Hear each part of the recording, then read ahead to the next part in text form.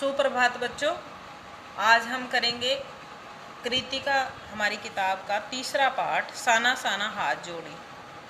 ये लिखा है मधु कांकरिया ने। आपसे पाठ की लेखिका का नाम पूछा जा सकता है, तो याद रखना है मधु कांकरिया। पाठ का सार इस प्रकार है। साना साना हाथ जोड़ी कहने का मतलब है कि हाथ जोड़कर झुककर प्रणाम करना। मधु कांकरिया द्वारा रचित यात्रा वृतांत है। जब कोई यात्रा के बारे में लिखा जाता है कोई पाठ, तो उसे यात्रा वृतांत बोलते हैं। और ये हमारे पेपर में पूछा जा सकता है कि साना साना हाथ जोड़ी कैसी रचना है, तो आपने बताना है यात्रा वृतांत है। इस पाठ में लेखिका ने सिक्किम राज्य की राजधानी गंगटोक से हिमालय तक की यात्रा का सजीव और भावपूर्ण वर्णन किया है। सजीव मतलब आंखों देखा। लेखिका का मत है कि यात्राओं से मनोरंजन, ज्ञानवर्धन एवं अज्ञात स्थलों की जानकारी के साथ साथ भाषा और संस्कृति का आदान प्रदान भी होता है। प्रस्तुत पाठ में लेखिका ने हिमालय के अनंत सौंदर्य का अत्यंत अद्भुत और काव्यात्मक वर्णन किया है। अनंत सौंदर्य जिसका कोई अंत ना हो, बहुत ज़्यादा अधिक सौंदर्य। अद्भुत मतलब अनोखा, निराला, कि मानो हिमालय का पल पल बदलता सौंदर्य हम अपनी आँखों से देख रहे हों।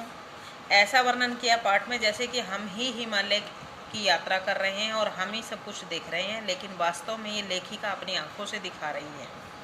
जैसे जैसे हम पाठ पढ़ेंगे हमें ऐसे लगेगा जैसे हमने ही हिमालय की यात्रा कर ली हो। इतना बढ़िया पाठ लिखा है मधु कांकरिया ने, और ऐसा दृश्य जो आप अपनी आँखों से देखोगे ऐसा महसूस होता है।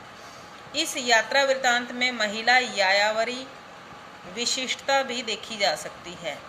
प्रस्तुत यात्रा वृत्तांत में प्राकृतिक नज़ारों के साथ साथ वहाँ के जीवन का भी यथार्थ चित्रण, यथार्थ का मतलब वास्तविक चित्र, अंकित किया गया है। लेखिका गंगटोक में रात को तारों से जगमगाते आसमान को देखती है। रात में ऐसा सम्मोहन था कि कोई भी देखने वाला उससे प्रभावित हुए बिना नहीं रह सकता। लेखिका भी ऐसे दृश्य को देखकर उसमें खो जाती है। उसकी आत्मा भाव शून्य हो जाती है। वह प्रातः उठकर नेपाली भाषा में प्रातःकालीन की जाने वाली प्रार्थना करती है। उसी सुबह उन्हें युमथांग जाना था। युमथांग एक स्थान का नाम है हिमालय पर्वत पर।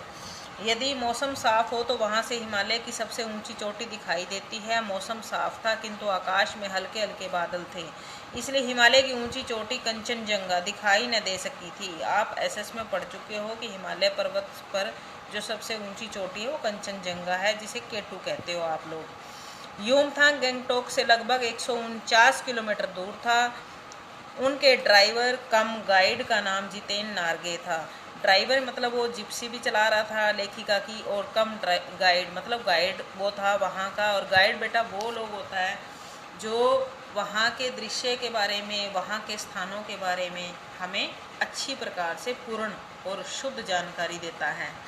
और तो वो गाड़ी भी चला रहा था और साथ साथ बता भी रहा था लेखिका को। और वहाँ के जो ड्राइवर हैं वो बड़े अच्छे और सलीके से जिप्सी टाइप की गाड़ी चलाते हैं, कार वगैरह वहाँ नहीं चलती। ठीक है बेटे। तो वहाँ से हिमालय की सबसे ऊंची चोटी दिखाई देती है। अब कंचनजंगा जो थी वो ज़्यादा बर्फ़ होने के कारण दिखाई नहीं दे रही थी। युमथांग गंगटोक से 149 किलोमीटर दूर था। ये आपको याद रखना है, पेपर में आ सकता है कि युमथांग जो है वो गंगटोक से कितना दूर है, तो 149 किलोमीटर। ठीक है। युमथांग का मार्ग फूलों भरी घाटियों वाला था, यानी फूल ही फूल थे वहाँ पर। मार्ग में उन्हें एक स्थान पर सफ़ेद रंग की बौद्ध पताकाएँ दिखाई दी। पताकाएँ बेटा वो होती हैं जैसे अपना तिरंगा होता है ना, बहुत बड़े लेवल का, लेकिन अगर वो बिल्कुल छोटे लेवल में आ जाए, बहुत कम आकार में आ जाए, तिरंगे टाइप की होती हैं वो पताकाएँ। और यूँ कह लो कि जैसे अपने कोई मंत्री आ जाता है ना किसी समारोह में, और उस वक्त लड़ियाँ सी लगा रखी होती हैं पताकाओं की, तो वो झंडियाँ छोटी छोटी उन्हें कहते हैं पताकाएँ। समझ गए होंगे आप। ये पताकाएँ अहिंसा और शांति की प्रतीक थी। अहिंसा मतलब लड़ाई नहीं करनी चाहिए, और शांति का प्रतीक थी। नार्गे ने बताया कि जब कोई बुद्धिस्ट मर जाता है, बुद्धिस्ट कौन? बुद्ध जो है बौद्ध धर्म को मानने वाले को बुद्धिस्ट बोलते हैं बेटे। तो 108 श्वेत पताकाएँ फहराई जाती हैं। अगर किसी बुद्धिस्ट की मृत्यु हो जाती है तो आपसे पूछा जाएगा कितनी पताकाएँ फहराई जाती हैं, तो आप बोलना 108। ठीक है। और ये कैसी होती हैं? ये सफ़ेद होती हैं। और एक बात और नॉलेज के लिए बता दूं कि जब बुद्धिस्ट की मृत्यु हो जाती है तो 108 पताकाएं जो फहराई जाती हैं वो सफ़ेद रंग की होती हैं और उन्हें उतारा भी नहीं जाता, वो अपने आप नष्ट हो जाती हैं। ठीक है, उसके बाद है ये पताकाएं जिन्हें उतारा नहीं जाता, देखो लिखा भी आ गया है, किसी नए कार्य के आरंभ के समय रंगीन पताकाएं फहराई जाती हैं। यानी कोई शुभ काम हो, किसी दुकान या मकान का मुहूर्त हो, शादी हो, ब्याह हो, इस प्रकार का हो, तो उस वक्त रंगीन पताकाएं फहराई जाती हैं। जितेंद्र नार्गे ने बताया कि जो कवि लॉन्गस्टॉक, एक नाम है स्थान का वहाँ हिमालय पर्वत पर, कवि लॉन्गस्टॉक स्थान पर गाइड फिल्म की शूटिंग हुई थी। हमारी बहुत पुराने प्राचीन एक फिल्म थी जो हिंदी फिल्म जगत की गाइड फिल्म थी, उसकी शूटिंग भी वहीं की गई थी।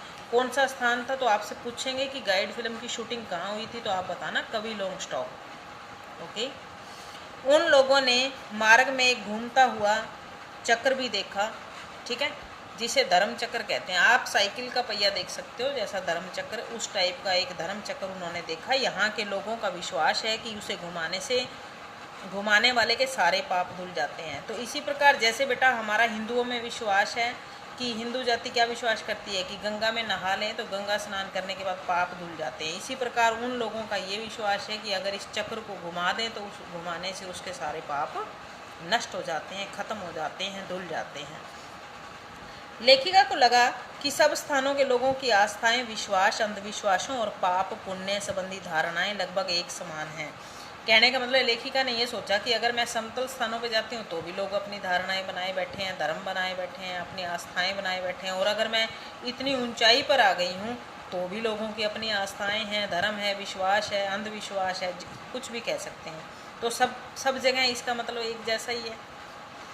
ज्यों-ज्यों उनकी जीप ऊपर बढ़ती जा रही थी त्यों-त्यों बाजार, लोग, बस्तियां पीछे हटते चले जा रहे थे। तो ऐसा तो महसूस होता है, आपने बस की यात्रा की होगी, जैसे आपकी बस आगे निकले, हमारा जो पीछे पेड़ पौधे, झोपड़ियाँ, झुग्गी, बस्तियाँ, जो कुछ भी होता है वो पीछे छूटती सी हमें महसूस होती हैं। बड़ी बड़ी पहाड़ियाँ सामने अपने विराट रूप में दिखाई देने लगी थी। पास जाकर देखने से लगता था कि वे सौंदर्य के वैभव से मंडित थी। मंडित होता है बेटा बिल्कुल भरी हुई, ठीक है, फूलों से, पहाड़ों से, बर्फ़ से, इस प्रकार से। तो बेटा आज इसका सार जो है वो इतना ही, और इसके साथ मैं आपको अभ्यास के प्रश्न दे रही हूँ जो आपको करने हैं। अभ्यास का प्रश्न नंबर 1, 2, 3, उसके बाद आपको चौथा नहीं करना है, पाँचवा फिर छठा, यानी 5 प्रश्न, पहला, दूसरा, तीसरा, पाँचवा और छठा, चौथे को छोड़कर। ये लर्न प्लस राइट रहेंगे। आज इतना ही, ओके।